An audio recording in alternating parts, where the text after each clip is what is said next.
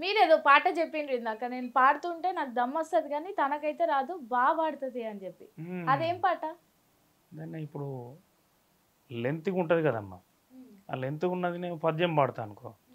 For example తను నేర్చుకొని నాకంటే దమ్ము ఉగపడుతూ పాడేస్తుంది అన్నట్టు, బ్రీతింగ్ అలా పాడేస్తుంది తను.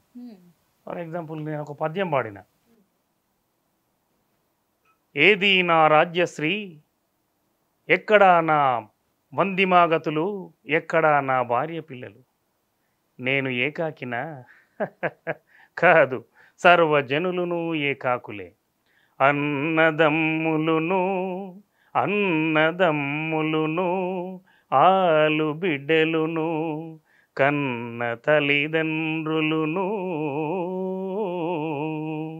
స్నేహితుల్ బంధువుల్ వెంటరారు తుధిన్, వెంట వచ్చునది అదే సత్యము అదే యశస్సు, స్థిరమై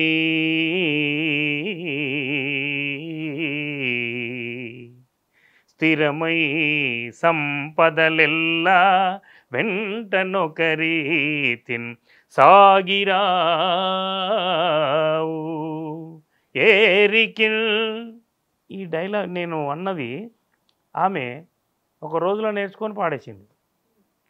ఇట్లా చాలా పెద్దగా రాగం తీసుకుంటుంది. ఏ సరికిన్ ఏ పాటు విధించెనో విధి, విధి అవశ్య ప్రాప్యము అర్థానినెవ్వరు తప్పించెదరు,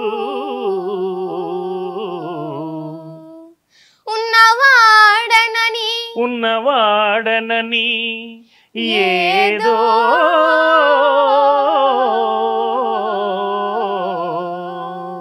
నాకు దమ్మ వస్తుంది, దానికి వస్తలేదు.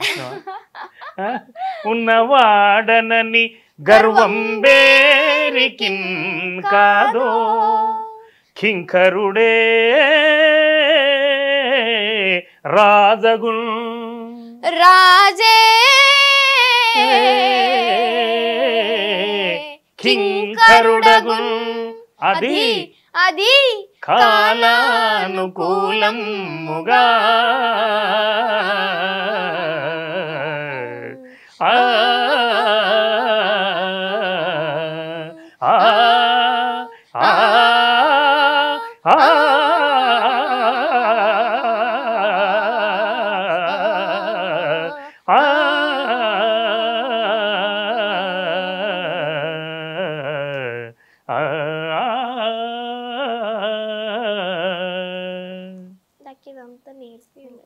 నేను ఒకసారి తీస్తే ఆమె 2 సార్లు తీస్తే.